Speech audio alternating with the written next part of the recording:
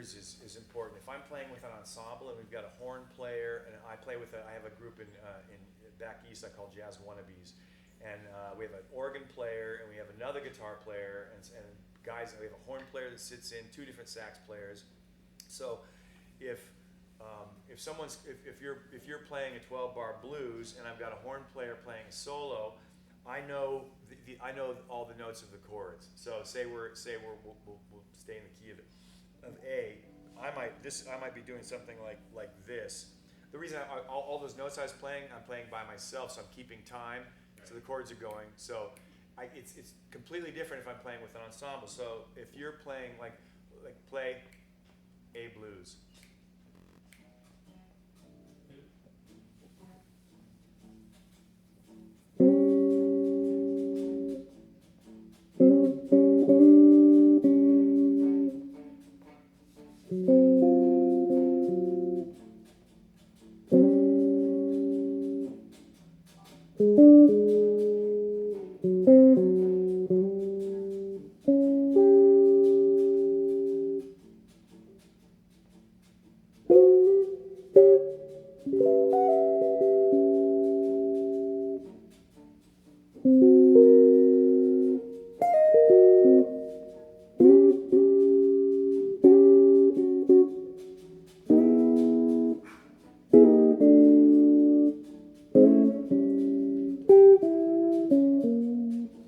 Just it's really hard to hear you, but like the piano player will be playing chords. My buddy, who I love, whose son is my godson, plays big block chords.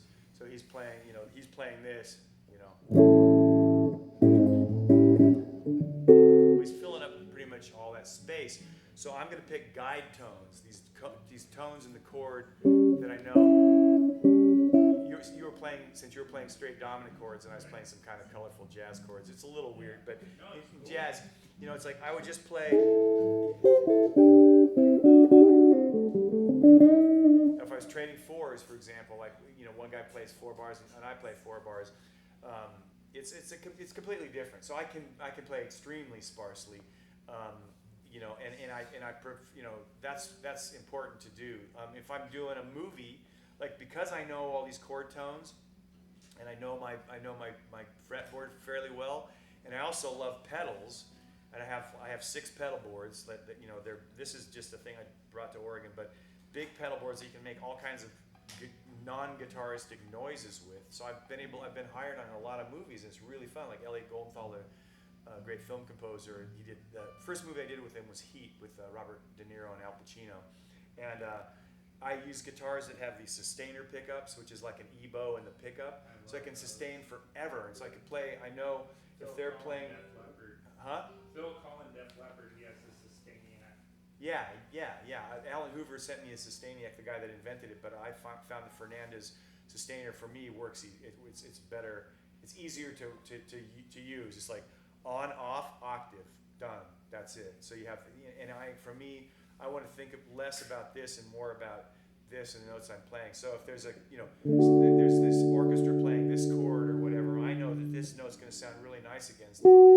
So is this note.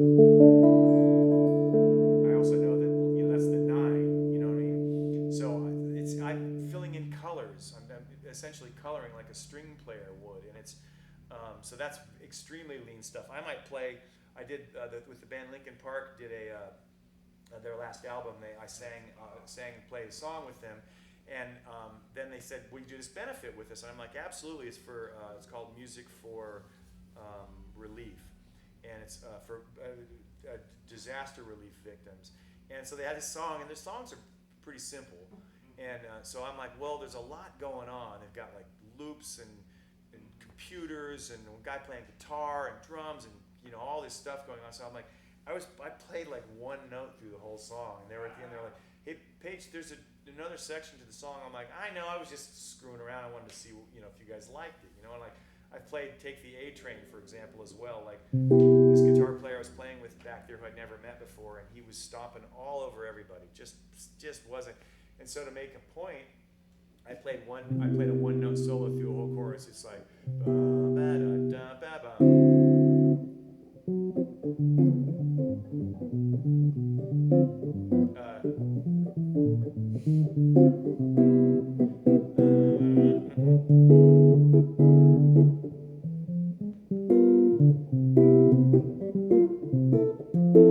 note works through all the.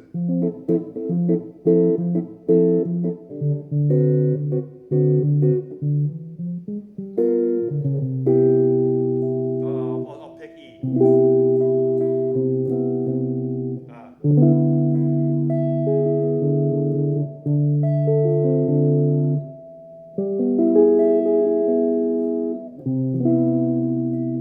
Works through the whole A section. Here's the B section.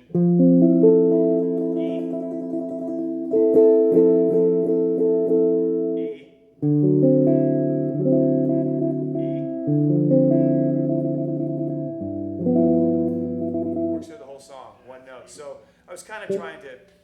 There was a little bit of, screw you. You're not listening, and I would just show. I was showing off in the opposite way. Like, well, I know that I can play. It occurred to me while it was happening because God, this guy does not listen. He's showing everything. He's throwing everything with the kitchen sink in to show everybody everything he knows. And sometimes it's fun to do that, like I'll do it. Sometimes if I'm playing with a friend and I just feel like being a spaz, I'll just play everything I know, just like, But man, that would get boring if you did it all the time. You know what I mean? So it's like I say, like you're right. And that thing when I was playing Beautiful Love without you guys, D minor, D dominant, G minor, C7, F, minor 7 5 2, I can also throw in the Bill Evans substitutions where he goes.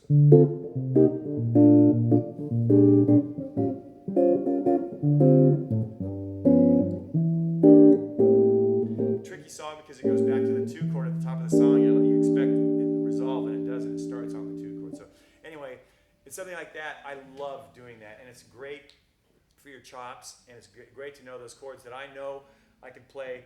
This there's a scale called a Lydian pentatonic scale that I use all the time. That's kind of like a pentatonic scale, but it's got that I told you that this note, the funny note, but we'll play it in B flat.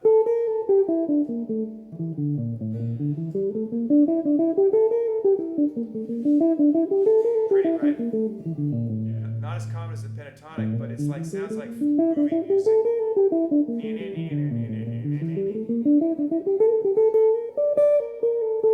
And I figured out that I could use it over this chord, I could use it over this chord, I could use it over this chord. That's G minor. I could use it over B flat major. I could use it over E minor 7 flat 5. I could use it over 2 5. So you start to learn these things just by doing them. That's sort of to answer your thing about scales. Scales are incredibly useful, but it's not the only thing with music. It's like that. Like as I said, melody, harmony, rhythm, huge. Obviously, rhythm, form, the structure, knowing the structure of a song, and text in the case of music with words.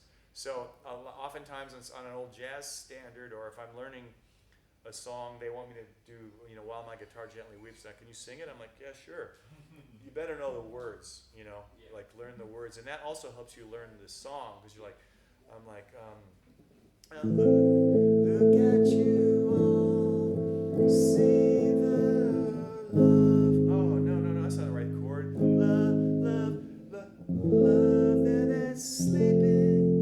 And so it makes you, use your ear again, because you're singing the melody, and that helps you find the chords, because this chord is not going to work against this note.